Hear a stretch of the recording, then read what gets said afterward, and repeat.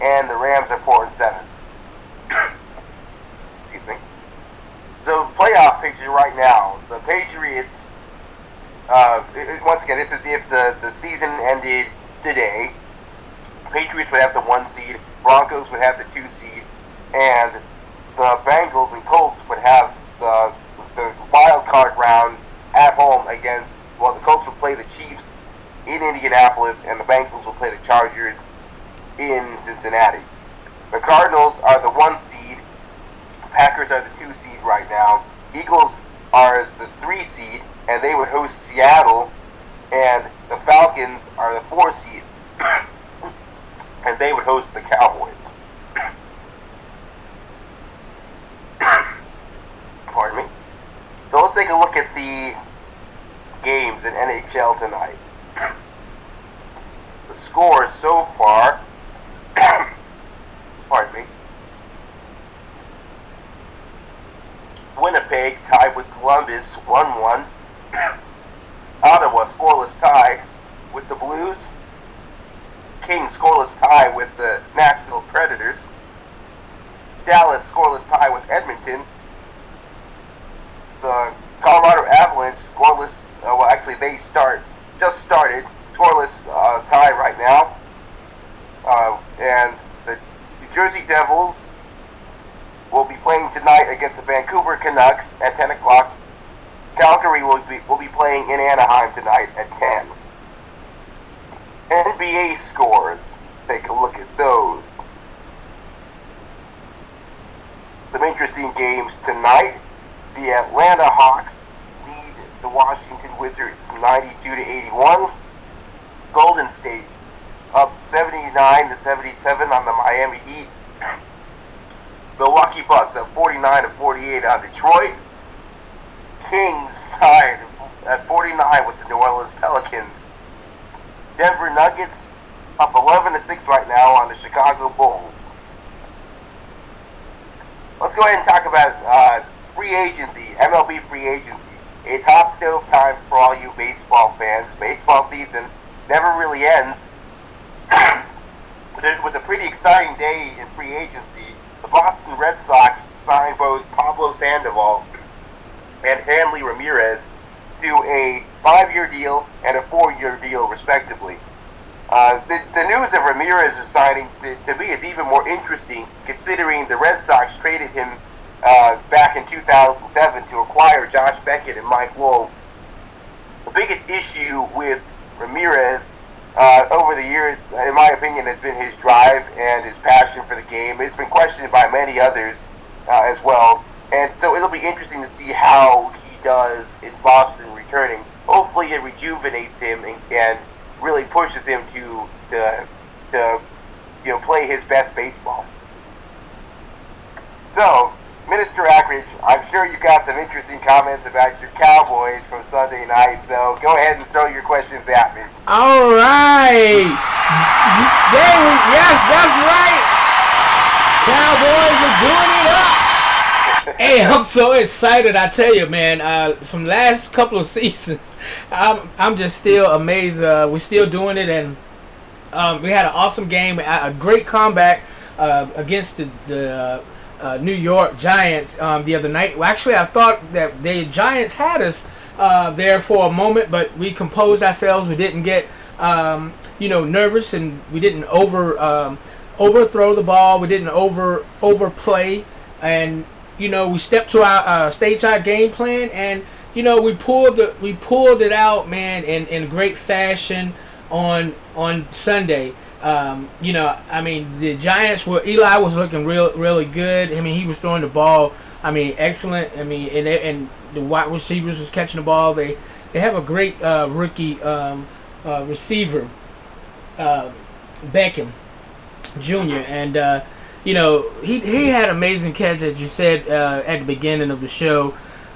He just had an amazing catch, and I'm sure he's been practicing that catch for a long time, those different catches.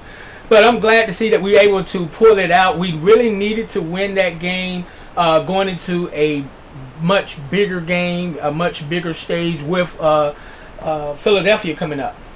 Mm-hmm.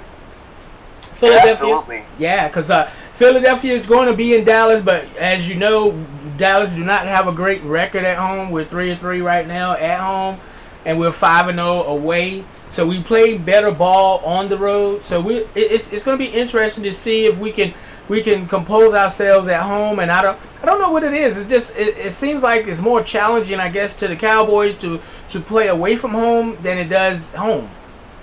Yeah, some teams are like that. It's crazy how certain teams, like, you compare the Cowboys to, like, say the New England Patriots as far as home and road record. The Patriots typically tend to play better at home than they do on the road. Versus this year with the look at the Cowboys this year, they seem to get more pumped beating teams on the road than they are at home. But as you said, they've got to start playing better at home, especially if they end up winning their division. You can't afford to be losing home games late in the year. And by that point, getting home field advantage really isn't an advantage for you. Yeah, that's right, and it's going to be a good overall game. I think it's going to be a really good game. The Eagles have a great quarterback. The quarterback is doing good, and the running back McCoy, he's been doing really good. Had 130-something yards this past weekend, and I mean we have Murray, DeMarco Murray. He has 20 yards, 121 yards rushing, and he's been getting us over 100 yards rushing every game, pretty much. And so we look at it's going to be an overall balance, I think, for both sides of the ball. It's going to be a great balance. The defense, I think, both of them have great defenses, and also the offense is doing really well. I think, though, with Dallas, they should have the overall advantage just by a little bit because their offensive line is about the best in the league. Well, I would say it is the best in the league, and I think it's one of the best offensive lines I've ever seen. I mean, and that's saying something because, obviously the Cowboys' offensive lines during the 90s, were, incredible, but whenever you give a quarterback 10 seconds in the pocket, I feel pretty confident if I had 10 seconds to read defenses every time I step back, and it's a luxury for Tony Romo because, he's been a good quarterback in his career, but I think it's giving him the ability to be great because he's getting extra time to read defenses, to not overthrow the ball, to not make bad decisions, and you saw that on that last drive that the Cowboys had. His accuracy and his timing and his ability to read the defenses and not make stupid throws. It really. Yes, exactly. And I know for you being a Cowboys fan, you've seen enough bad throws out of him over the years, but he doesn't have to make those decisions because his offensive line is helping him, and it's really giving him a lot of confidence that I've never seen Romo have. Right, that's right, and that line, if they put that line together, great timing because, as you stated before, and an added plus to that was a running game. We had some good running backs, but we did not run the ball as much in previous years. But here we running the ball hard. We are throwing the ball great. That means Tony Romo is not he don't have to rely on himself to try to win the game. To come up with big plays because they can run it down the defense throat. And then that opens up for the play action pass, which has been pretty much killing a lot of the defenses, and with DeMarco Murray. Mm-hmm. Absolutely, right now it's looking at the Cowboys. I think all around they have. I still believe that they have the best team in the NFC. I know people are saying the Cardinals, but I think right now the Cardinals losing Carson Palmer is going to come back to hurt them in the end. I really do believe that. I believe that the Cardinals would have been a much better team in Seattle if they had Carson Palmer throwing the football. And it's nothing against Drew Stanton, but Carson Palmer has been a very good quarterback in his career. I think that losing him is really going to hurt them in the long run. Then you look at the Packers. I know the Packers are hot right now, but with that being said, though, I still feel like I'm still not quite sold on their defense yet. I mean, if they play well against New England, then I think they'll earn a little more respect from me in that department. But I don't know. There's something I still feel like the Packers can give up some big plays down the field. So overall, as far as overall best teams in the NFC, it's still the Cowboys, in my opinion. That's the best all-around team, defensively, offensively, special teams. I think right now the Cowboys.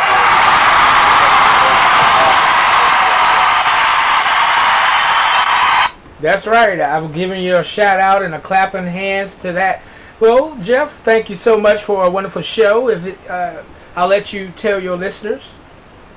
All right, well, it's been great being back on the show. I'm going to hand things back over to Minister Ackridge, and I'll see you next time. Bye.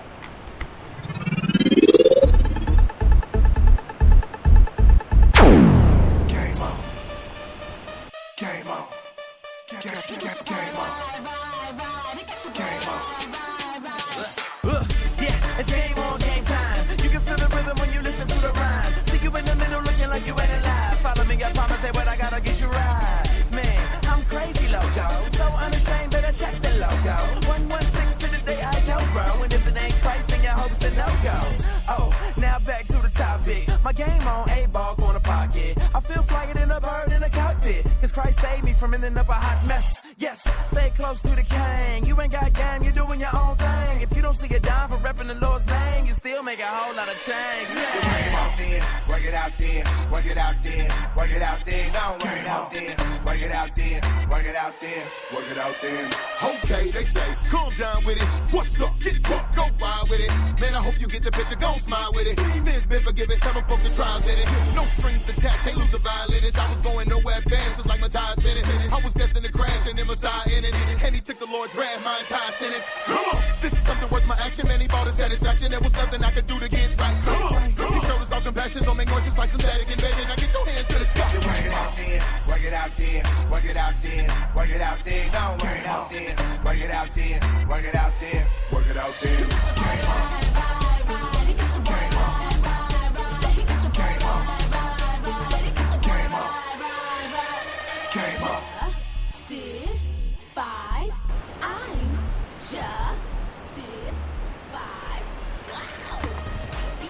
All right, ladies and gentlemen, we want to thank again Jeff for a wonderful segment of Sports Minutes. Hey, family, I want you to know that here in Lewisburg, North Carolina, we do have a family in need, a mother that is right now having some health issues, and her and her daughter is in need of a financial blessing to pay for some utilities. All right, we want to help this family.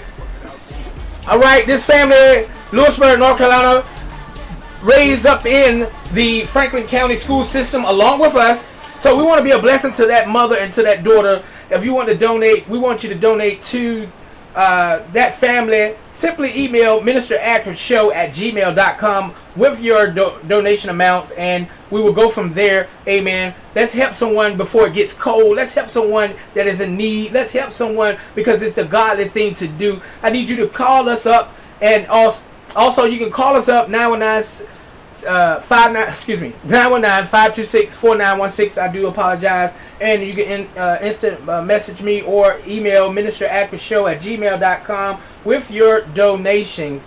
Amen. All right, we're going to continue to be praying for Ferguson. We're going to be praying for all the young people, all the teens around. Amen. I want to thank TJ for listening tonight. My godson, amen, he's listening in tonight. Hey, we're probably going to be doing another segment. We'll probably do 2 segments on Wednesday night. All right, so Wednesday night, we're going to be doing 2 segments on the Minister Ackridge Show. All right, because we did not do Sunday night. So we'll do two Wednesday. So I want you to call in with your prayer reports, with your prayer requests, with your praise on, because we're going to be jumping and we save, and we want you young people to log in to listen. All right, we're going to give you a little bit of this. We got a few seconds left. Until next time, I love you. I love you. I love you.